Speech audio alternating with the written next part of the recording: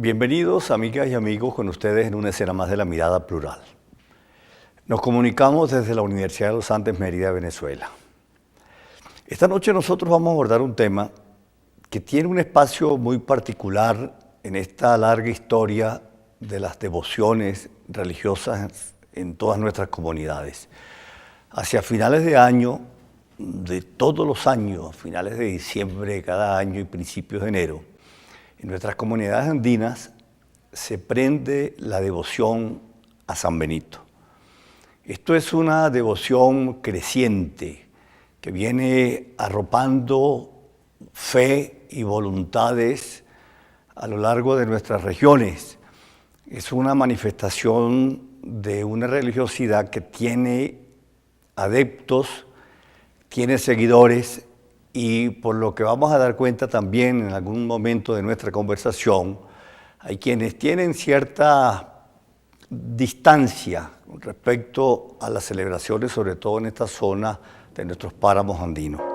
De modo que el tema viene a La Mirada Plural gracias a este libro que estoy mostrando, que es producto de una investigación y que termina siendo la tesis de doctorado de la profesora Ana Hilda Duque, profesora jubilada de la Escuela de Historia de nuestra Universidad de los Andes, de la Facultad de Humanidades y Educación, y directora del Museo y el Archivo Arquidiocesano del Estado de Mérida. De modo que para mí de verdad es un placer tener a la doctora Ana Hilda Duque en La Mirada Plural. Bienvenida, doctora. ¿Cómo está usted? Muchas gracias, muy contenta y muy agradecida de esta invitación. Yo creo que el tema da para mucho porque el libro San Benito y la identidad cultural andina,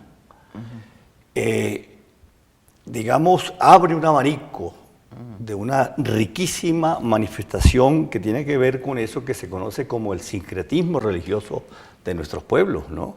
Sin duda alguna que esa devoción es una mezcla muy idónea de esos elementos propios de la Iglesia como institución, pero también encierra esa espontaneidad riquísima de la fe, de la devoción de nuestro pueblo, ¿no le parece? Sí, eso ciertamente es un acto, una devoción muy particular y muy linda. De verdad que hemos tenido la oportunidad de presenciar durante más de 10 años en el páramo, en las comunidades de las cuencas altas del Alto Páramo Andino merideño y trujillano, porque eso fue el área de estudio que vengo trabajando desde hace tiempo, ¿no? Y es que el sincretismo no es malo, el sincretismo no es malo, ¿no? Cada cultura y el ser humano es, en las conductas humanas no es igual que en las matemáticas, no puede ser todo tan encajonado, ¿no? Y hay un elemento, doctor, que me parece importante y que buena parte de las historias de la religión se registra. La institución religiosa, el clero, la iglesia como tal, ha tenido, digamos, entre sus particularidades y dentro de sus grandes creatividades, justamente, digamos, ir a la manifestación popular, alimentarse de esa manifestación, de esa devoción popular que a veces tiene rasgos hasta paganos, sí, pero que en los procesos de sincretismo llegan a convertirse en una manifestación muy hermosa desde el punto de vista de la religiosidad. Sí. Mira, la devoción del culto a San Benito en las comunidades de las cuencas altas no puede decirse así simplemente que es un acto pagano. Ajá. San Benito es de allí, ellos lo consideran propio, lo consideran de ese lugar, comparten con ellos. Por ejemplo, San Benito es medianero, dice, esta cosecha la comparto con San Benito porque San Benito me va a ayudar a que la cosecha se me dé, bueno, y la mitad de esta cosecha es para la fiesta. Y el día de la fiesta, como los compañeros de trabajo que tú mandaste por allí pudieron observar, se comparte la mesa, pero es producto de la cosecha de todos estos promeseros, devotos de San Benito, que allí se comparten. Entonces San Benito no es un extraño, no es nadie ajeno, es de allí del lugar, es de ellos. Ahora, ¿qué hacen los productores que no tienen el privilegio de llevar como medianero a San Benito? Bueno, hacen otras cosas, hacen promesas, hacen muchísimas otras cosas. Porque es una competencia terrible, ¿no? producir con San Benito al lado Ajá. o con San Benito al frente. Bueno, pero hacen otras cosas. Por ejemplo, hay quien tiene en Ucutujote, hay quien tiene años donando las flores para la iglesia como parte de una promesa, porque eso tiene que ver también con la conducta y la vida de San Benito, ¿no? San Benito producía, entre sus milagros que se dicen, cuando el virrey llegó un día al convento a visitarlo y no avisó, San Benito estaba barriendo. Entonces él lo que se hizo fue que el hábito, que tiene como una especie que le llaman ellos de escapulario, lo estiró así, recogió la basura, la enrolló rapidito y el virrey le dijo: ¿qué tienes tú ahí, Benito? Flores, y lo que abrió salieron lirios. Salieron lirios. Lirios. Entonces, estos habitantes adornan estas iglesias, estas capillas, hasta la capillita más sencillita, unos nichos mínimos que hay en los barbechos, los adornan con flores porque eso, ellos se identifican con San Benito a través de, por ejemplo, te he dado nada más 2 detalles de los elementos de la identidad en este lugar. Ahora, ¿por qué San Benito a veces con un corazón en la mano? Bueno, porque también hay otra leyenda, yo la pude corroborar cuando estuve en Palermo en los años en el 2007, cuando el bicentenario de la canonización, se dice que a Benito fue un señor humilde a quejarse de que su amo no le pagaba, que tenía años y años y no le pagaba sus monedas. Entonces Benito lo llamó, le dijo que le pagara, que le diera su salario, que era justo. Entonces el hombre le mostró a Benito una cantidad, pero en un momento sacó de allí otro puño, ¿no? Entonces cuando se lo fue a dar, Benito le convirtió esas monedas en un corazón.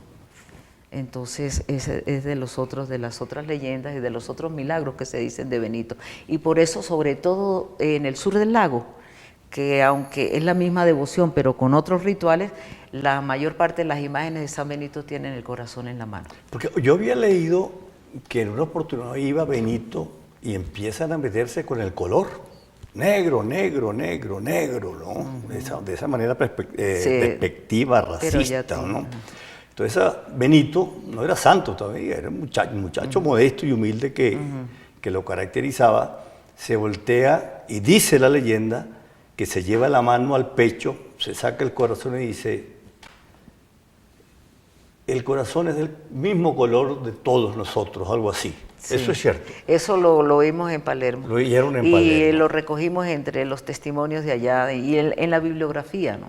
Ya. La bibliografía que tuvimos la oportunidad de recoger en junio del 2007. Ahora, doctora, ese salto de San Benito como fe, como devoción al nuevo continente, al nuevo mundo, ¿cómo es ese proceso?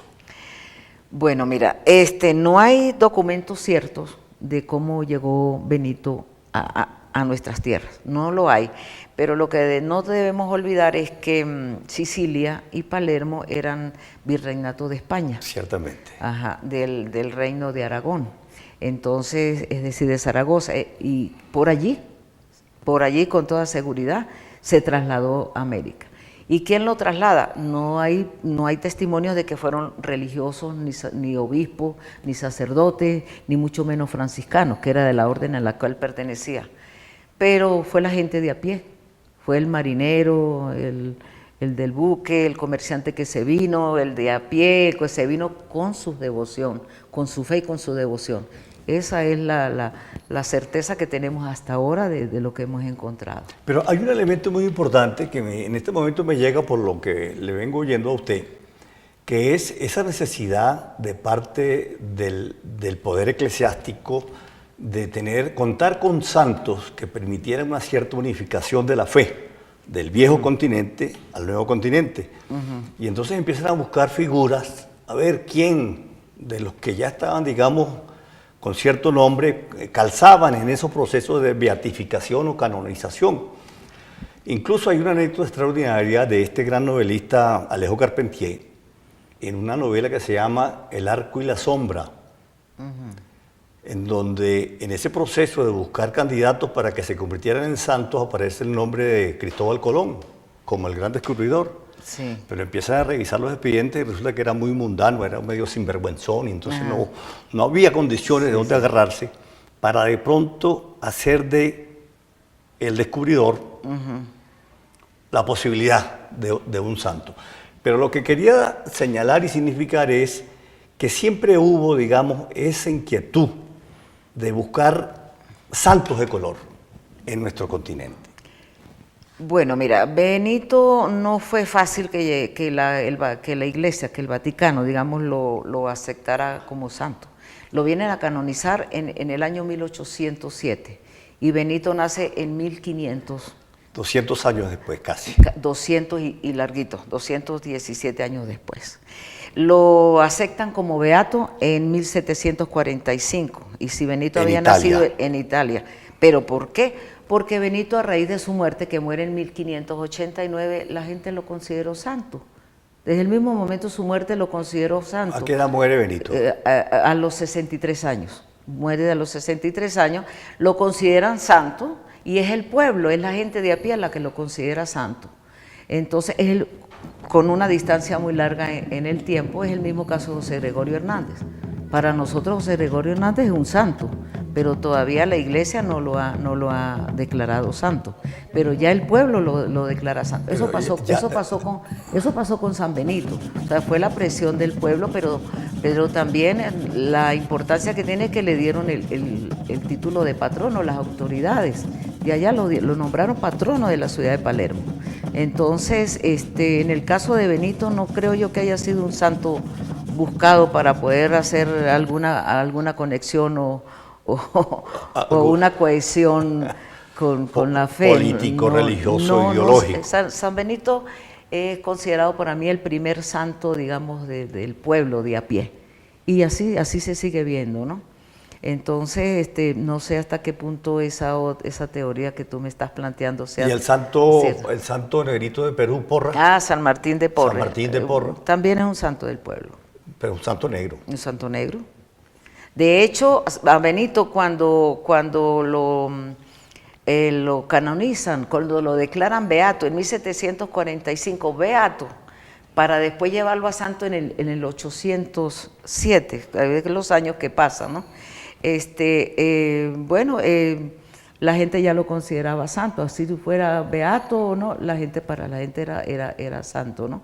Entonces, no creo yo que haya sido un santo buscado. Entonces, para cohesión. Llega al Nuevo Mundo ya santo. Ya llega, lo trae canonizado. Llega como santo. Es que fíjate, te voy a poner un ejemplo, cuando Fray Juan Ramos de Lora, el primer obispo de la diócesis de Mérida, llega a Maracaibo, entre las cofradías que lo recibe la cofradía de San Benito. Y lo recibe 23 años antes de que lo hubieran hecho, qué buen dato. Que lo hubieran hecho beato. Qué buen dato. O sea que no necesariamente este nombramiento de santo, esta asignación de santo tiene que ser de la Iglesia directamente. No, la gente es la que va empujando. Pero y va llevando. La orden a la que pertenecía San Benito, no entró al Nuevo Mundo. No, bueno, no tenemos noticias de que hayan sido los franciscanos, porque Benito pertenecía a la orden de los franciscanos menores. No tenemos hasta ahora noticias de que haya sido así. Benito entra a nuestro continente por la gente de a pie, como te dije, por los marineros, por la gente que venía, los que venían, los soldados, toda esa gente que se fue con toda su devoción. Así como tú te puedes ir para San José de Bolívar, ¿verdad? Con tu Santo Cristo de la Grita, sí, ¿verdad? No. Ah, bueno. Sí, exactamente. Yo para Táriba con la Consolación de Táriba, me voy con mi misma devoción. Eso mismo ocurrió con San Benito. Ahora, hay un elemento de carácter histórico que no quisiera dejar que escapara este momento para aludirlo. El Concilio de Trento, que fue un concilio bastante polémico, por todo lo que se desprende después de él y demás. Pero ahí hay una intervención muy protagónica de los jesuitas. Sí. Bastante. Y los jesuitas, digamos, seguidos de las lecciones del gran soldado de Cristo que fue el padre fundador Ignacio de Loyola. San Ignacio de Loyola. San Ignacio de Loyola. Los jesuitas eran de verdad, ciertamente, militantes, ¿no? Casi que dogmáticos, ¿no? Y entonces ellos practicaban y predicaban con todo tipo de gente, sin importarles sus condiciones, se metían a lo más marginal y en fin y demás. Y no por pura casualidad, cuando ellos inciden, digamos, en la recuperación de la imagen pontificia del Papa, que había una crisis ahí institucional, aparece la figura del Papa Negro. Yo establezco ahorita una relación, Papa Negro, Santos Negros, y la expansión de una devoción de qué naturaleza, pregunto. Bueno, la verdad es que relacionar al Papa Negro con San Benito. O con los Santos Negros. O con los Santos Negros, no sé. Tendríamos que esperar a esa llegada del Papa Negro, porque estamos a la espera del Papa Negro, porque también entre lo que yo he leído y he oído, es que cuando llegue el Papa Negro, esto se acaba, ¿no? Se acaba y entonces, bueno, nos iremos, quién sabe, para otros lugares, ¿no? Fíjate que el Concilio de Trento, que sí fue un concilio problemático, duró 18 años, creo, 1545, sí. 1563. Hasta el Concilio de Trento, las iglesias particulares podían declarar santo a cualquier individuo, sí, así. De acuerdo a sus virtudes y a su vida, modo sí. de vida, ¿verdad? Pero después la iglesia con el problema con Lutero, frenó la reforma, entonces frenó eso que la designación de los santos tenían que ser ya directamente, pasó al Vaticano. Y por eso de ahí es que se demoró tantísimo en que a Benito lo nombraran beato, ¿no? Porque lo nombran el Concilio de Trento, que termina en 1563, y a Benito lo hacen beato en 1745, ¿no? Y después de ahí esas funciones le quedaron exactamente, o sea, le quedaron al Vaticano, ¿no? Para poder elegir el santo. Pero paralelamente eso no quiere decir, porque fíjate que en el documento de Aparecida en el 2007 y ratificado por el Papa Francisco en la Alegría del Evangelio, se consideran tan auténticas las manifestaciones populares religiosas como digamos las de la iglesia formal, tan igualitas, ¿eh? Son manifestaciones. Ahora, doctora, vi unas imágenes extraordinarias que recogieron nuestros compañeros Albeiro Ramírez y nuestro director Dalí Ruiz, y de verdad que a mí me emocionó mucho ver a Monseñor, como lo conocemos cariñosamente, el nuevo cardenal, danzando y con la vestimenta propia de un devoto de San Benito, ¿no? Sí.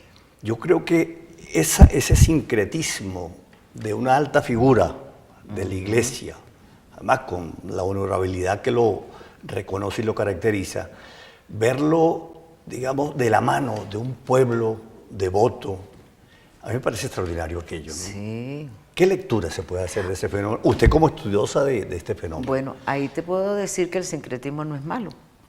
Ahí tienes una muestra de esto, ¿no? El sincretismo no es malo y es la aplicación. Monseñor viene haciendo esto desde mucho antes del documento de Aparecida. Él participa no solamente en la fiesta de San Benito, él se monta un ejemplo que se me viene ahorita a la mano, él se viste también y lo encarama, lo suben arriba de las carrozas de los bueyes de San Isidro y le ponen también unas coronas que se parecen a las que le ponían a Nerón, ¿no? Aquí la corona, sí, y lo acomodan y él se monta en sus carrozas y pasea junto con los bueyes. Entonces, eso no es nada malo, ¿no? Yeah. Y eso significa, esta participación de Monseñor en estos actos, bueno, es también visita a todas las comunidades y participa en todas estas fiestas, pero allí, en donde tú viste el video, es una aldea que se llama Mucutujote, donde los campesinos le ofrecieron a San Benito por la salud de Monseñor cuando le detectaron el cáncer en el año 12, no recuerdo exactamente, en abril del año 12, ¿no? Entonces ellos ofrecieron... fue una promesa de la comunidad. Fue una promesa de la comunidad a San Benito, pero ya Monseñor había ido siempre, iba a su fiesta cada vez que puede y tiene un espacio dentro de su agenda, él visita todas esas comunidades. Él pasa más tiempo en esas comunidades que aquí en la propia, en la propia sede arquidiocesana. Sí. Y ellos hicieron esa promesa por el cáncer, porque Monseñor le determinaron un cáncer de próstata y ellos hicieron la promesa, hicieron misa, hicieron novenas, todas las rituales que practican, a cambio de que Monseñor los acompañara cada vez que pudiera en su fiesta y bailara con ellos. Qué bueno. Entonces, al salir Monseñor de la operación, lo primero que hizo fue ir a bailar y desde entonces pues lo hace el Mucutujote. el Mucutujote. Entonces ya otras localidades, otras comunidades cercanas, pues tú sabes aquello de que bueno, si está allá, ¿por qué no está aquí? Entonces ya también ha bailado abajo en la venta. También lo hemos visto bailando en la venta. Este año cuando erigió la capillita de la venta Santuario de San Benito.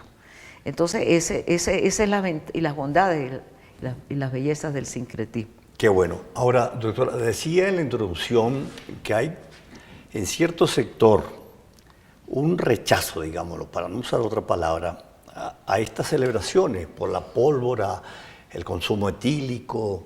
Entonces se le tilda, se le estigmatiza como de pagano, ¿no? Sí. Profano. Usted que ha estudiado el fenómeno, ¿qué hay en esa percepción de ese tipo de gente? Bueno, que en las comunidades de las cuencas altas no puede hablarse de que esto es un ritual pagano, porque tiene otras connotaciones, ¿no? Allí esos rituales que se hacen se adaptan a lo que fue la vida de San Benito. Toman para ellos, estos devotos y estas comunidades toman para sí las virtudes de San Benito y las hacen propias.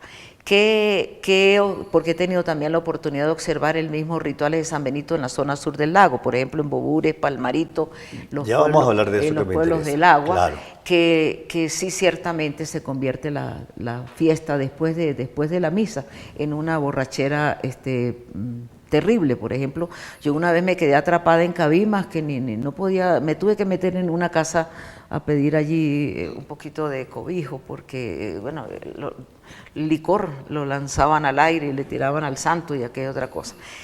Ahí hay una tergiversación de lo que fue San Benito en vida con relación al vicio del licor. ¿Qué fue San Benito en eso? San Benito le iban a pedir a su convento que ayudara a X personas a dejar el vicio del alcohol. Y San Benito les hacía el milagro de dejar el vicio del alcohol. Entonces, quien recibía este beneficio se arrodillaba y a los pies de San Benito llevaba una botella de licor y derramaba el licor como en... Un signo de entrega ya del licor. En signo de entrega ya, y lo dejaba. Entonces, eso se ha tergiversado. Y entonces hay ciertas comunidades en las cuales pues se hacen un ritual que no es el que yo conozco y el que realmente me gusta, el que comparto, que es como el del Alto Páramo andino y trujillano. Ahora, profesora, la llegada de esta tradición a los Andes, porque en vista de que se trata de un santo negro, obviamente que sus padres, me imagino yo, que eran esclavos africanos, sí, de los que movían a España, Italia, qué sé yo. ¿Cómo llega a los Andes? Mira, no lo sabemos exactamente y esa es otra parte. Esto apenas fue lo que yo hice aquí en este trabajo.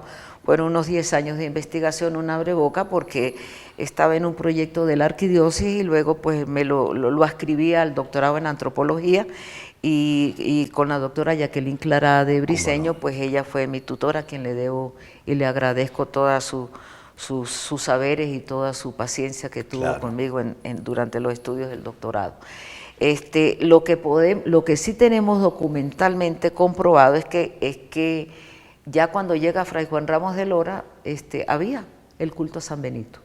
De hecho, Fray Juan Ramos de Lora se queda unos días en Maracaibo y comienza a revisar los libros de inventario. Y entre los libros de inventario, uno de los que pide son los libros de las cofradías de San Benito, donde tenía sus alhajas, sus prendas, sus otros libros. Y habían libros anteriores, de 50 años anterior a la llegada de él. Entonces, ¿cómo llegó? Pues no lo sabemos todavía. Lo trajeron evidentemente los europeos, en concreto los españoles, lo tuvieron que haber traído ellos. Sí. Pero en su manifestación actual, digamos, ¿de qué año podemos nosotros partir? Porque en el libro suyo encontré una fecha que es algo así como 1944. Digamos, en la concreción de esta manifestación que se vivió en Pueblo Llano. En Pueblo Llano hay datos que dicen que entró, vino de Maracaibo, que entró por allá y que entró a Pueblo Llano procediente de La Guajira. Procediente de La Guajira. Y si era procedente de La Guajira, Fray Juan Ramos de Lora llega a tomar posesión de su diócesis, llega por Maracaibo. Entonces, por allí tendríamos que seguir investigando a ver a dónde encontramos exactamente. ¿Y pudiese, digamos, establecerse alguna relación con una celebración bastante popular en Venezuela, que son las fiestas de San Juan, que también es otro santo negro? En este caso, en la zona esta de Barlovento. En la zona del litoral. Del litoral. Sí. ¿Qué relación sincrética, digamos, se puede establecer ahí? Bueno, igualmente, o sea, el sincretismo, como te dije y lo ratifico, no es malo. Todas las culturas tienen, no hay culturas puras. No hay culturas puras y Sin todas duda. tienen distintas, el ser humano tiene cruces todas las... y mezclas y exacto. hibridaciones, como dice. Y cada quien tiene sus distintas formas de manifestar en distintos lugares, en distintos tiempos y manifestaciones muy parecidas. Yo te decía hace rato que cuando yo llegué a Palermo, en los actos del Bicentenario de la canonización, que fue en el 2007, me llamó la atención las cadenetas que ¿te acuerdas que lo hacemos aquí en los pueblos? Las hacíamos, ahorita es más difícil hacerlas, ¿no? Igualitas las vi colgando donde se iba a hacer la celebración de San Benito, adornando los patios, las calles. Entonces, eso no es algo, son manifestaciones que se pueden dar a cualquier lugar, por eso el sincretismo no es malo. No es malo, es más bien el ser humano trata de ajustarse más bien, de compartir el día a día, las convivencias y no ajustarse tanto a las reglas del poderoso, a las reglas estrictas, sino hace de su vida más bien de lo cotidiano lo trascendente. Ahora, aquí uno nota manifestaciones que mezclan cosas exactamente en esa diversidad cultural, ¿no? La vestimenta, ¿no? Traje blanco. Con unos cintillos de colores muy atractivos, muy bonitos. Coloridos. Un colorido extraordinario, que pareciera más bien de esa moda parisina del último look. Sí. Pero por otro lado también se mezcla ese elemento que me parece importante, la pólvora y la figura del capitán, ¿verdad? Es como un capitán que orienta, que guía, digamos, a esa milicia de fe, a la devoción del santo.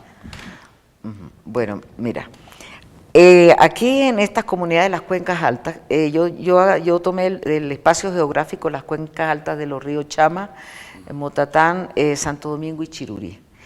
Porque por mi profesión inicial, la geografía, pues quise enlazar esto, aprovechar pues aquellos conocimientos de que me enseñaron mis extraordinarios profesores. Y pude levantar el mapa también de esas cuencas y colocar todos los puntos por donde discurre, así como discurre el agua, la escorrentía, también va la devoción, el ritual y los ritos de San Benito, ¿no? ¿verdad? Entonces, en esa que tú me hablas de la pólvora, hay dos tradiciones importantes, hay dos grandes fiestas importantes en este Alto Páramo. La tradición de Mucuchíes, que es de Mucuchíes, apartaderos hacia abajo, yo la dejé hasta Tabay la estudié, de la cuenca alta es hasta Tabay. Y la otra tradición, que es la tradición de Timotes, que es la tradición de los giros, de las cintas, su vestido de blanco. En cambio, la tradición de Mucuchíes es de negros, vestidos de negros, los trabuqueros. Por eso tú ves muchas iconografías de San Benito de Mucuchíes, trabuquero, vestidito de negro con su trabuco. Y los trabucos los hacen artesanalmente en Llano del Hato, ¿no? Y muy, muy lindo, muy hermoso, ¿no? Entonces, ¿a qué se debe la pólvora? Pues a una promesa que hizo un mucuchicero cuando la batalla de Niquitao, cuando la campaña Almirable, y entonces prometieron que si ganaban la batalla, le celebrarían a San Benito el culto siempre, celebrándolo con pólvora. Y de ahí viene, eso lo recogí en los testimonios orales, y de ahí viene eso de la pólvora. Ahora, la pólvora y el aguardiente, que tuvo vigencia, te puedo decir, hasta que Monseñor Salas, de feliz memoria, ¿verdad? ¿Cómo no? Fue una de las fiestas de San Benito y presenció la mutilación de una mano con la pólvora. Con la pólvora, al que el mortero que prendió la mecha y no le funcionó, y entonces fue a moverla, pero estaba con un pecho, como dice, un trago atrás y otro adelante, y tocó la mecha, y en el momento que la mueve, le explotó le voló y la le mano, voló la mano. Pero antes de eso habían ocurrido algunos accidentes, otra persona había perdido un ojo. Entonces Monseñor tomó la decisión de suspender la fecha de San Benito si no se le ponía orden.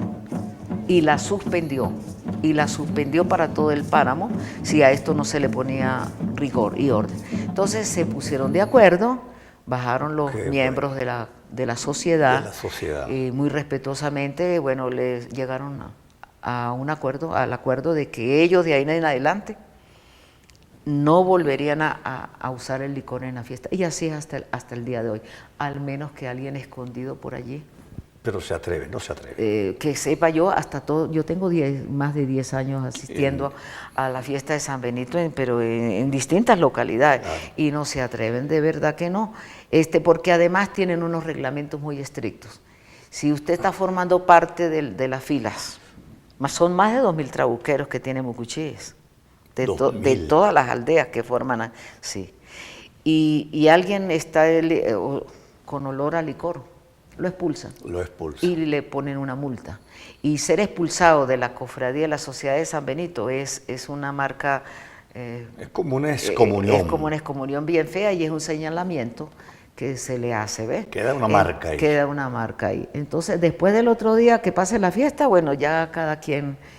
¿Cuánto se incorpora la mujer a esta devoción? Más recientemente. Es más reciente, ¿verdad? Más recientemente. Yo no puedo decirte una fecha exacta, que tal fecha, ¿por qué no? Pero sí la mujer se ha venido incorporando en cuanto al baile, pero la mujer está incorporada, de hecho, de organización. De todo el tiempo, ¿quién prepara la comida?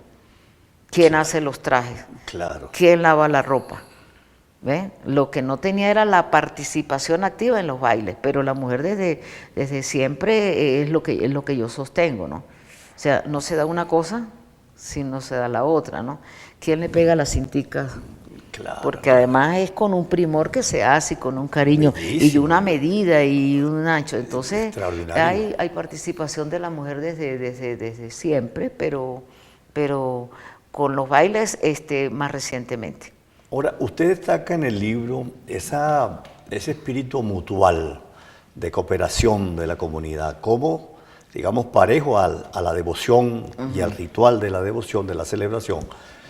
En torno a San Benito se teje un espíritu de solidaridad social, de cooperación social. Yo creo que eso es muy importante, ¿no? Sí, porque San Benito, estos habitantes se identifican con San Benito, con los rasgos propios de la vida del santo. Y uno de los tantos rasgos de la vida de San Benito fue la humildad, el compartir, el ayudar al otro, pero siempre el ayudar al más humilde, al más desposeído, ¿verdad? Entonces, ellos han creado las casas de San Benito, que son propiedad legalito de la sociedad. Cada sociedad, en cada de estos pueblos tiene una casa. Y esa casa pues tiene una cocina. Lo mejor que tiene la casa es la cocina. Sí. Sus compañeros pudieron haberla observado porque hace su cocina. ¿Por qué? Porque ahí es donde se cocina para toda la gente que asiste a la fiesta, con los alimentos que recogen donados por todos los miembros de la cofradía, más los medianeros que son medianeros y negocian con San Benito para poder entregar la cosecha, cosecha, ¿no? ¿Plato en especial que identifique la celebración? Normalmente se come mucha papa porque es la papa. Como la fiesta de San Benito se celebra normalmente entre noviembre, febrero, es el calendario del Alto Páramo, pues la hallaca no puede faltar. En las fiestas grandes la hallaca. Y bueno, se hacen sus hallacas. Esta vez en Mucutujote hicieron 1.300 y tantas hallacas, ¿no? Porque le dan hallaca pues a todo el mundo. Y la comida, ¿en qué consiste? En las hortalizas de la zona, la ensalada de zanahoria, de papa, repollo, lo que se produce, cilantro. Qué bueno. La hallaquita, el caldito con papa y carne cuando había. Ahora pues un poquito menos sustancioso, pero de todas maneras lo hay, Hay que hacerlo. Sí. Y a nivel latinoamericano, por ejemplo, entiendo que Colombia, Brasil, Perú, sí, tienen su San Benito, ¿no? Sí, toda la costa de ¿Y la celebración más o menos tiene elementos comunes o hay alguna diferencia? Sí, los bailes. Los bailes. Los bailes tienen elementos comunes. Yo encontré, por ejemplo, en la República Dominicana, en Cuba, en Costa Rica, elementos muy parecidos al páramo de la fiesta de San Benito. Sí hay y el compartir la comida.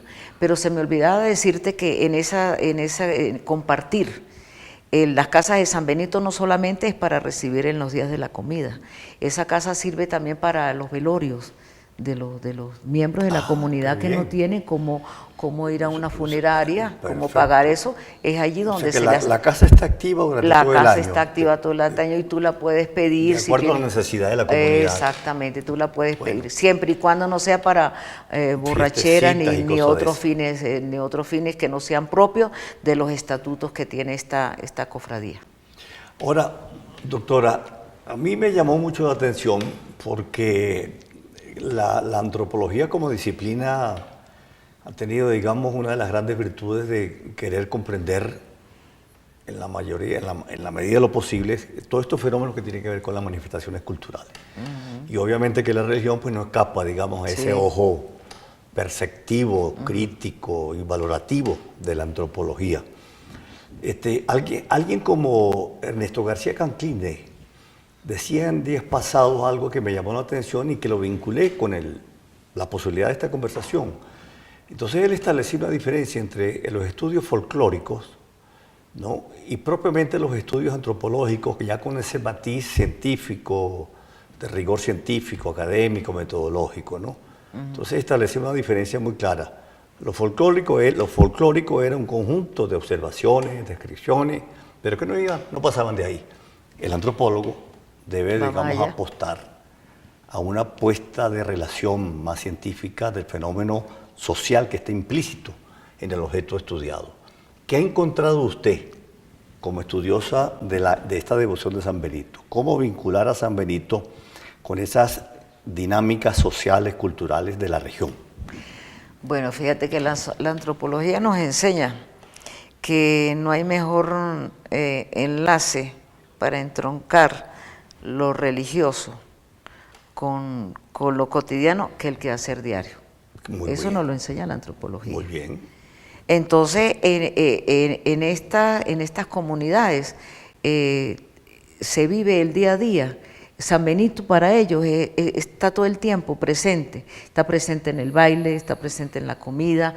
No hay casa que usted no entre y no tengan a San Benito en la cocina, por aquello de que San Benito era muy generoso con los mendigos que iban a su convento y a nadie siempre tenía alimento, siempre tenía alimento. Entonces, todas estas manifestaciones, yo no creo que sean folclóricas, sino son más bien propias, internas del sentir y de la profunda devoción por este santo y la necesidad de imitación de su vida. Entonces, los bailes, cuando, por ejemplo, los bailes son puros, y como el que presenciaron Dalí y Albeiro, ¿verdad?, que son espontáneos, manifestación, es una cosa, pero cuando ya se incluye la coreografía por la influencia de la televisión, los bailes coreográficos, por ejemplo, que hacen las mujeres en Mucuchíes, ya eso pasa un poquito a ser un poquito más folclórico, Muy bien, muy bien. Pero hay, digamos, la voluntad de preservar el ritual. Sí. De contaminaciones, de medios de comunicación, turismo, sí, porque a veces esos fenómenos no escapan a esa avalancha comercial, comunicativa, turística. La misma vida, el mismo ritmo de vida que llevamos. La misma dinámica. Pero sí, ellos tratan, eso es, todos estos rituales, esta devoción a San Benito se transmite de generación a generación. De hecho, hay promesas de mujeres embarazadas que su pareja le ofrecen a San Benito que su hijo, el que va a venir, o su hija, sea miembro de la cofradía, o sea que ya forma parte de la sociedad de San Benito antes de nacer. Sí. Entonces desde chiquitico lo llevan a la iglesia, el vestido del bautizo también le ponen unas cinticas, si el San Benito es de las cintas. Ahora si es el trabuquero, pues el traje es distinto también, pero la tradición se mantiene contra viento y marea, a pesar de la televisión, a pesar de todas estas tecnologías de punta, se mantiene la tradición.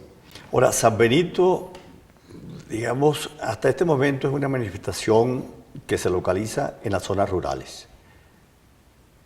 ¿Hay posibilidad que de pronto baje a la ciudad de Mérida con esa expansión y con esa creciente devoción que tiene, por ejemplo, en los páramos nuestros? Sí, aquí hay en Mérida, por ejemplo, en Los Chorros, hay, sí, hay cofradía de San Benito y paran el tráfico, vienen desde arriba del barrio San Pedro, 5 de julio, no sé si los conoce. Ahí hay cofradía de San Benito, ellos se organizan y bajan bailando a San Benito más o menos hasta donde he tenido oportunidad de participar con ellos o de observar, hasta el Parque La Isla. Entonces en la ciudad, la iglesia de Belén tiene un San Benito. Tiene San Benito. San Benito. Lo que pasa es que no, la Pedregosa también tiene San Benito, un poquito más hacia las afueras de Mérida. Sí, pero no. Belén, por ejemplo, la iglesia de Belén tiene una cofradía de San Benito. ¿Y en nuestra tierra, el Táchira? En el Táchira, mira, yo no he tenido tiempo, pero eso es un trabajito que Dios mediante tenemos pendiente, pero se necesita tú sabes que golondrinas solas no hacen nido, ¿no? Hay que buscar, hay que enamorar por allí a algunos que quieran hacer ese trabajito. A veces encontramos algunos estudiantes de la maestría y con la ayuda de San Benito, San Benito, va a hacer el trabajo allá en nuestra querida tierra. Sí, seguro de verdad, que sí. Doctora, ha sido un inmenso placer. En Orope, se me olvidó decirte que San Benito se ve en la zona sur, en la tierra llana, pues la fría, Orope, que tiene la influencia del sur del lago. Del sur del lago, ¿no? Más festiva, ¿no? Es otra cosa, sí. Es otra cosa. Sí. Bien, eso queda ahí como parte de lo que ustedes deben apreciar, como fenómenos culturales, de identidad religiosa. Yo creo que estos temas hay que abordarlos de modo que puedan, digamos, permitirnos a nosotros luces en medio de estas terribles oscuranas que en otro orden estamos viviendo en el país. La fe intacta, no se pierde a pesar de los pesares. Muchas gracias.